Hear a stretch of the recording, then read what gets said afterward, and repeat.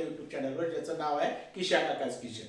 आजचा जो पदार्थ आहे कोल्हापूरच्या खाद्य संस्कृतीमध्ये सगळ्यात महत्त्वाचा पदार्थ किंवा ज्याला फक्त कोल्हापुरातच नव्हे आपल्या अख्ख्या जगभर त्याची मान्यता मिळालेली आहे असा पदार्थ म्हणजे पांढरा रस्सा। आज आपण करणार आहोत चिकन पांढरा रस्सा। हा पांढरा रस्सा जो आहे तो करताना अनेक प्रकारच्या अडचणी येत असतात। म्हणजे दूध वापरलं नारळाचं तर ते फुटण्याची शक्यता असते, किंवा किती प्रमाणात तिखट व्हायचं असेल तर त्याच्यासाठी काय करावं लागतं, यासारख्या सगळ्या गोष्टी आपण आज आपल्या आजच्या ज्या रेसिपी आहे पांढऱ्या रस्स्याची त्याच्यामध्ये बघणार आहोत। ही रेसिपी तुम्हाला आवडली तर काय करायचं, आमच्या चॅनलला सबस्क्राईब करायचं। परत ही रेसिपी आपल्या सर्व मित्रमैत्रिणींना शेअर करायची आणि या रेसिपीला आपला एक लाईक मात्र नक्की द्यायचा। चला तर मग बघूया आजची आपली पांढऱ्या रस्स्याची रेसिपी। रस्स्यासाठी लागणारं जे साहित्य आहे ते आता आपण बघून घेऊया। त्यासाठी आपण इथं अर्धा किलो चिकन व्यवस्थित धुवून घेतलेले आहे। त्याच्यानंतर अर्धा नारळ खोवून घेतलेला आहे। आलं लसणाची पेस्ट घेतलेली आहे इथं 2 मोठे चमचे। काजू घेतलेले आहेत एक 10-15। त्याच्यानंतर तीळ घेतलेले आहेत 2 मोठे चमचे। खसखस घेतलेली आहे एक लहान चमचा। मगज बी घेतलेले आहेत साधारण 1-1.5 चमचा। अर्धा कांदा घेतलेला आहे आपण छोटा कापून। त्याच्यानंतर गरम मसाल्यामध्ये आपण लवंग, दालचिनी, वेलदोडे, काळे मिरे, तमालपत्र, चक्रफूल आणि मोठी वेलची हे पदार्थ घेतलेले आहेत। ह्या पदार्थाचा आपण दोन्हीकडे वापर करणार आहोत, म्हणजे चिकन फोडणीला टाकताना किंवा कोंबडी फोडणीला टाकताना पण त्याचा वापर करणार आहोत आणि पांढऱ्या रस्स्याचा मसाला करण्यासाठी सुद्धा त्याचा वापर करणार आहोत। याच्या बरोबरीनं एक कांदा घेतलेला आहे मोठा, तो आपण उकडून घ्यायचा आहे आणि फोडणीसाठी टाकण्यासाठी आपण इथे 4 मिरच्या घेतलेल्या आहेत। त्याच्याशिवाय तेल आणि तूप आपल्याला फोडणीसाठी लागेल। या सगळ्या पदार्थांचा वापर करून आपण पांढरा रस्सा करणार आहोत। प्रथम आपण मित्रांनो एका छोट्या भांड्यामध्ये पाणी घेतलेलं आहे 1 कप। त्याच्यामध्ये एक मोठा कांदा, त्याच्याशिवाय 15-20 काजू, 1 चमचा खसखस, 1.5 चमचा मगज बी, या सगळ्या पदार्थांचे उकडून घेणार आहोत आणि याची प्युरी करून घेणार आहोत मिक्सरमधून। मित्रांनो आपला हा जो सगळा मसाला आपण घेतला होता, कांदा, काजू, खसखस, मगजबी, हे सगळं शिजलेलं आहे, थंड झालेलं आहे। आपण ते एका बाजूला काढून घेतलेलं आहे। ते आता आपण वाटण्याची तयारी करू।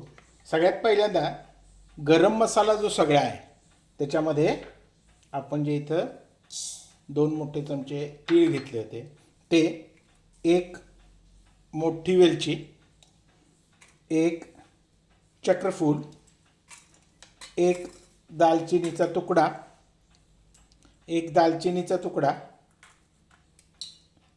2 हिरवे वेलदोडे, 3-4 लवंगा, 15-20 काळे मिरे, हे सगळं मिक्सरमधून बारीक पावडर करून घेऊ। मित्रांनो हा आपला मसाला वाटून झालेला आहे, हा गरम मसाला वाटून झालेला आहे। याच्यामध्ये आपण उकडून घेतलेले जे मगजबी, खसखस आणि त्याच्याशिवाय कांदा जो आपण शिजवून घेतलेला, या सगळ्या गोष्टी एकत्र करून आपण हे मिक्सरमधून व्यवस्थित वाटून घेणार आहोत। आणि कांदा शिजवताना जे आपण पाणी वापरलं होतं ते टाकायचं नाही, ते पाणी ह्या वाटणामध्ये वापरायचं आहे। आणि त्याच्याशिवाय हे पाणी आपण जर शिल्लक राहिलं तर पांढरा रस्सा करताना सुद्धा त्याचा वापर करणार। कांदा आणि काजू, खसखस वगैरे जे पदार्थ घेतलेले आणि गरम मसाला जो घेतला होता त्याची आपण व्यवस्थित वाटण करून घेतलेलं आहे। हे वाटण अगदी गंधासारखं बारीक असावं, म्हणजे आपल्याला पांढऱ्या रस्स्यामध्ये ते तोंडात येत नाही। आणि जर तुमच्या मिक्सरमध्ये तेवढं बारीक होत नसेल तर वस्त्रगाळ करून घ्या, त्याचं कापडातून त्याला गाळून घेतलं तरी चालेल। त्याच्याशिवाय आपल्याला इथं आपण जो अर्धा नारळ घेतलेला आहे खोवून, याचं आपण पाणी घालून दाटसर दूध किंवा क्रीम करून घेणार आहोत, त्याची आपण पांढऱ्या रस्स्यामध्ये वापर करणार आहोत। आपण हे जे नारळ घेतला होता खोललेला त्याचं दूध काढून घेतलेलं आहे, त्याची क्रीम काढून घेतलेली आहे. ही घट्ट दूध आहे. आणि त्याच्यानंतर हे जे दुसरं एक्स्ट्रॅक्ट आहे किंवा दुसरं जे पातळ दूध काढलेलं आहे ते आहे.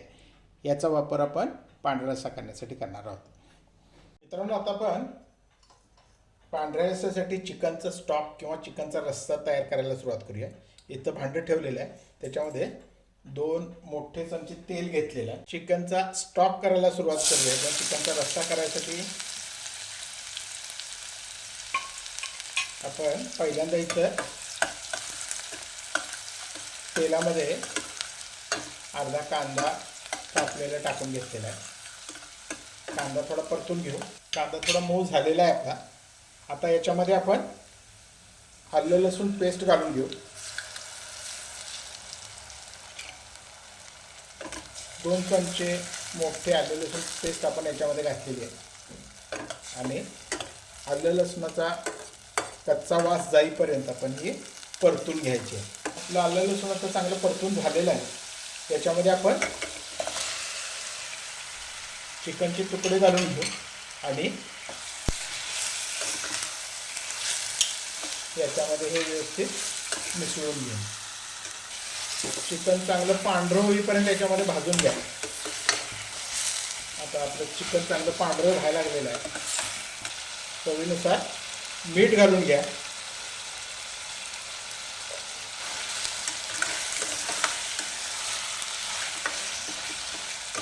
आणि गॅसची आच कमी करून थोडं शिजवून घ्या. झाकून त्याला थोडं चिकन शिजू द्या.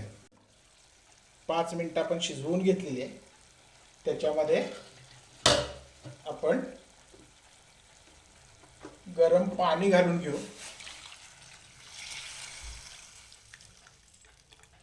आणि गॅसची आच मोठी करून हे चांगलं याचा स्टॉक तयार करून घेऊ.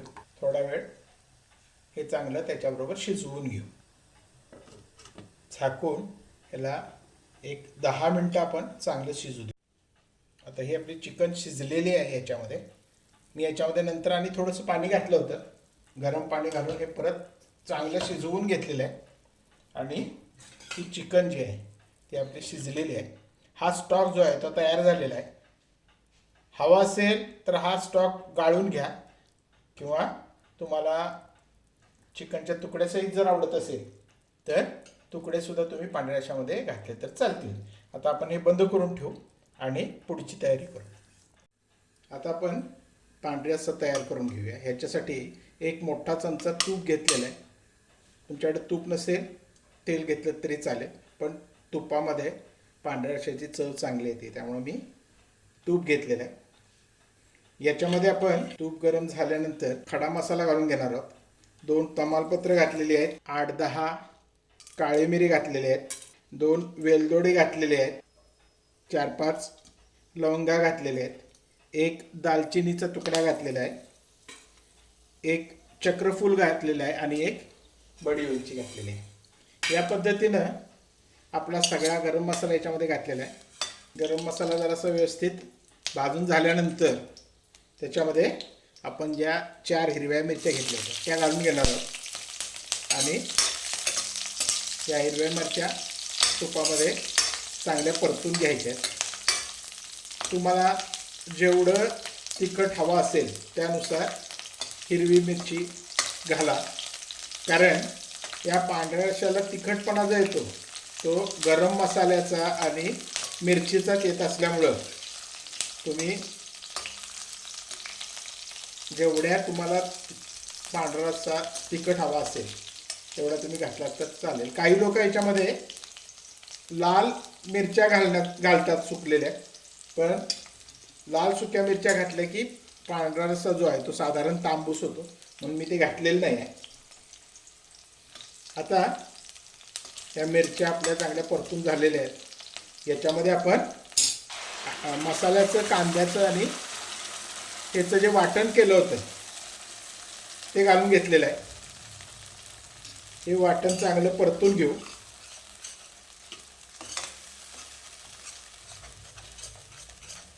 आता आपला काजू, कांदा मगजबी, खसखस याचा मसाला जो आपण करून घेतला होता तो या फोडणीमध्ये घालून हा चांगला परतून घ्यायचा आहे. आता हा मसाला घातल्यानंतर एक काळजी घ्या की हा मसाला खाली लागू नये, कारण काजू असले तर सहसा हा मसाला खाली लागण्याची शक्यता असते.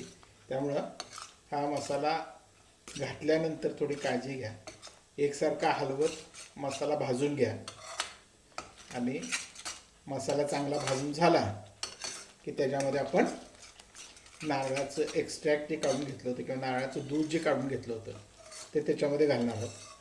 पहिल्यांदा पातळ जे दुसऱ्या वेळी आपण वाटून घेतल्यानंतर नारळाचं दूध आलेलं असतं ते घालायचं. याचं कारण नारळाचं दूध, घट्ट दूध जर पहिल्यांदा घातलं तर ते फाटण्याची शक्यता असते. त्यामुळं पहिल्यांदा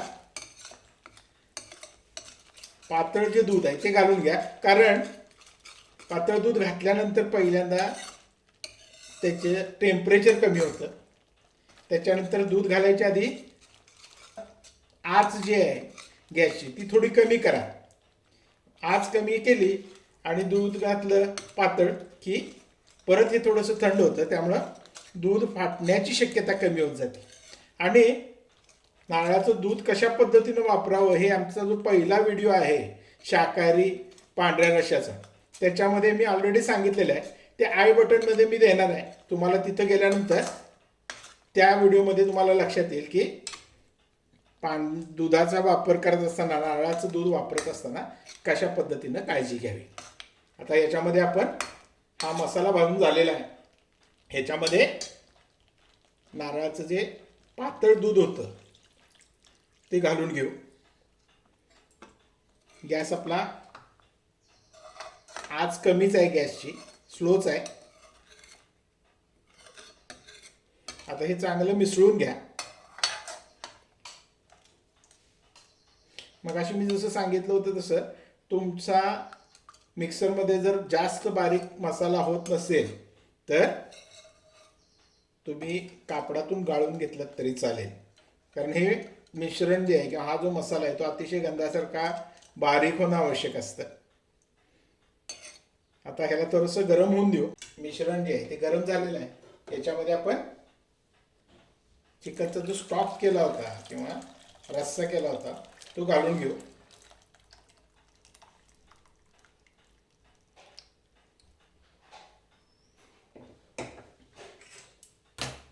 आणि हे थोडं मिसळून परत थोडं गरम करून घेऊ. आता तुमच्या एक गोष्ट जर लक्षात आली असेल तर बघा, मी याच्यामध्ये मीठ अजून घातलेलं नाही आहे, कारण नारळाच्या दुधाचा ज्यावेळी आपण वापर करत असतो त्यावेळी दूध सगळ्यात शेवटी घालायचं असतं. आता मिश्रण चांगलं गरम करून घ्या. आता ह्याला उकळी यायला सुरुवात झालेली आहे. आपला गॅस कमी करू आणि त्याच्यामध्ये आपली ही नारळाचं घट्ट दूध किंवा क्रीम जी आहे ती घालून घेऊ. आणि ही क्रीम घातल्यानंतर एकसारखं ढवळं ह्याला आपल्याला गरम करायचं आहे. घट्ट क्रीम घातल्यानंतर हे उकळायचं नाही आहे, फक्त गरम करून घ्यायचं आहे. नाहीतर उकळलं तर कदाचित नारळाचं दूध फाटण्याची शक्यता असते किंवा तुमचा पांढरा रस्सा फाटण्याची शक्यता असते. त्यामुळं हे घट्ट क्रीम किंवा नारळाचं घट्ट दूध घातल्यानंतर याला जास्त उकळू नका, फक्त व्यवस्थित गरम करून घ्या. आपला हा रस्सा, पांढरा रस्सा तयार झालेला आहे. याच्यामध्ये चवीनुसार थोडं मीठ घालून घेऊ आणि हे चांगलं व्यवस्थित मिसळून घेऊ. झालं. हे आता गरम झालेलं आहे. मित्रांनो, ही रेसिपी करून बघा. अतिशय सुंदर चवीला लागणारी रेसिपी आहे. ही रेसिपी तुम्हाला आवडली तर त्याला काय करायचं आहे तुम्हाला नक्की माहीत आहे. आमच्या चॅनलला सबस्क्राईब करायचं आहे. ही रेसिपी आपल्या सर्व मित्रमैत्रिणींना शेअर करायची आहे आणि या रेसिपीला एक लाईक आपला नक्की द्यायचा आहे. आमचा व्हिडिओ शेवटपर्यंत बघितल्याबद्दल सर्वांचे धन्यवाद.